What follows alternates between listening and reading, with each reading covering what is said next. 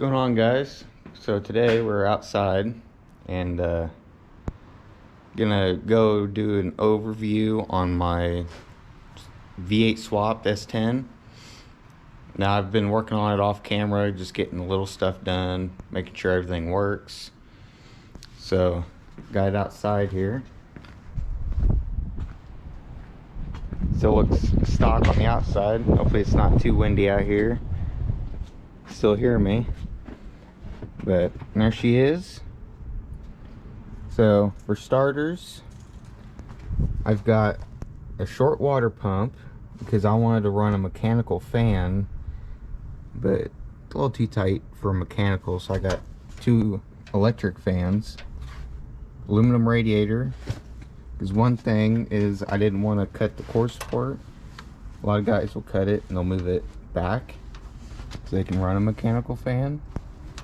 Now I still might be able to if I get rid of the electric fans, but if I am having a problem with them working, I think I have a faulty switch. So I've got another one coming. I'm going to try it. If it don't work, then I'm going to try to squeeze a fan on. A clutch fan definitely won't work, so we'll see when time comes. I bought this alternator bracket so I can use the standard GM alternator. I believe the name is Allen Grove or something like that. Found it on eBay. A little pricey, but all the belts line up. Now, one thing I did have problems with, I had a different alternator. It had a single groove pulley. Then I had a 2-pulley short water pump pulley. That's a mouthful. And the belt on right here on the furthest one back is at a hard angle. So I ended up taking this pulley off my old alternator, off the baby 2.8, and the water pump pulley, which is off the motor too. And this belt lines up perfectly, and then the outer groove lines up perfectly with the power steering pump, which I did have to space it out just a little bit, but as you can see, it lines up perfect. Now the power steering pump is off of a 67 Camaro, and I've also bought a kit for it, which is a small or a short water pump kit. I don't remember the name on it off the top of my head, but power steering lines, I used some AN fittings and a power steering hose. I had some left over off of my previous project. Now on top, as you can see, there's a radiator cap up here. I was having problems with not having enough flow because it's higher than the stock position of the radiator cap. So I put a second one up here and works good now. No problems there. Now I'd have shorty headers, which you'll probably be able to see it better on this side, and they fit pretty good. The only downside, in my opinion, which I think is common on most S10s that you have to do, is there's a firewall lip. You're not going to be able to see it, but there's a lip down here from the factory where they spot weld the firewall to the floor. I had to trim that, and then I had to hammer I guess it's technically the firewall part, so I can clear the collector gasket. And then the exhaust itself, it's a 2.5 exhaust, and I had to hammer it quite a bit to clear the frame, but it clears it and it fits. So I did buy some long tubes, but the long tubes that I bought, you have to use special motor mounts, which I was not aware since I bought it used. And I already had the engine in, so I didn't want to pull it back out, so I just bought some shorties. They'll work fine. Let's see. So the hoses, the bottom is a 4.3 and an S10 hose. I just shortened it. The top, I just had some scrap hoses laying around from previous vehicles. So, okay, so the carburetor of choosing for me is a Summit brand. It's a 750 double pumper technically. It's pretty much like a Holly electric choke. Now I bought this for my Bel Air, which is right there, but I had a Quadrajet on here that I had as a mystery carburetor, and I don't know what was wrong with it. It would never hold fuel in the float, so it's pretty much junk. So I have this one, so I put it on. Seems to run pretty good. It might be a little on the rich side, but that's the fun of it, of driving a carbureted vehicle, smelling the fumes. Now on the throttle bracket, I use an Elbrock Vortec throttle bracket, which my throttle cable is not hooked up. There we go. And it needed a little bit of reaming to move it forward because the transmission cable was at max adjustment and still too tight. So other than that, it fits, works good. You will have to take it off. I don't know if you'd be able to see it on camera, but pretty much you have to take that bracket off, take a valve cover off if you needed to. Only downside, but this is just a street motor, so hopefully I don't have to take the valve covers off.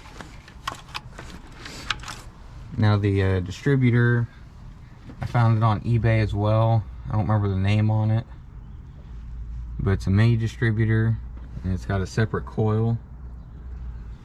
I wanted to fit a regular HEI in here, but there's no room for it without doing some modifications, which I really don't want to. And then just some spark plug wires, yellow for old school.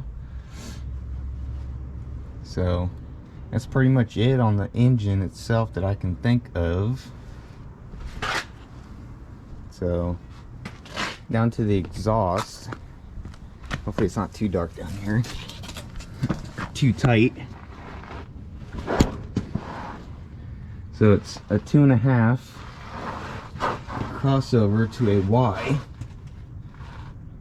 to a Dynamax Super Turbo.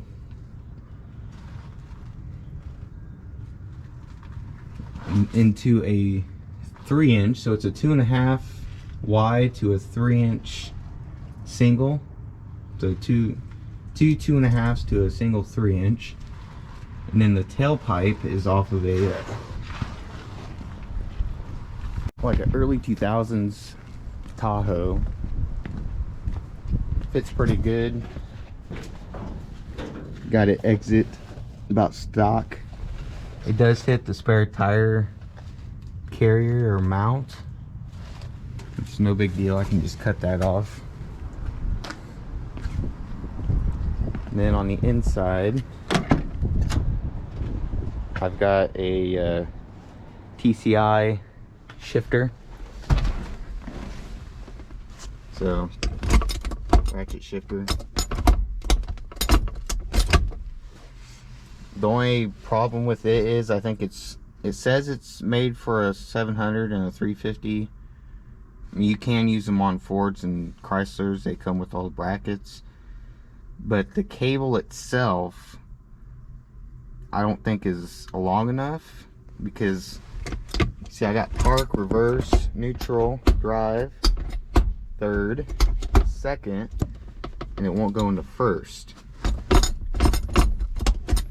So I think it's mainly for a 3-speed.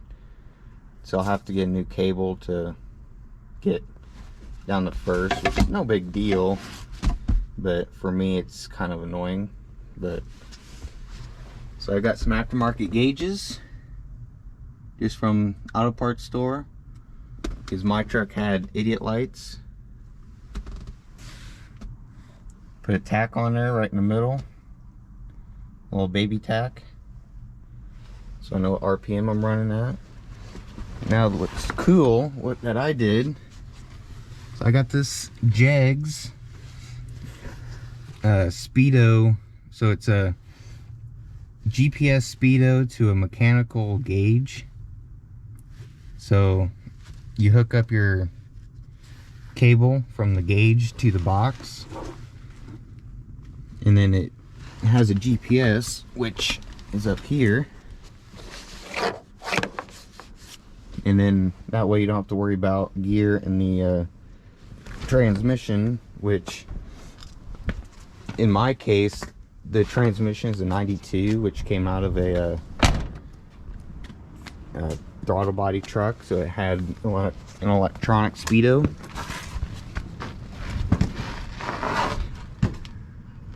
Which can't see it because it's a cross member, but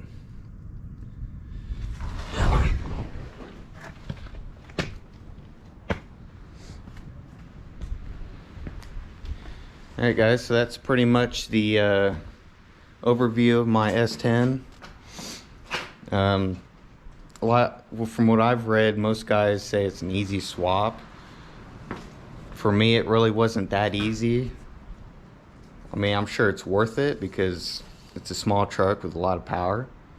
But if I were to do it again, I would buy the correct motor mounts with headers, especially because that was my main concern or problem, was fitting headers in it.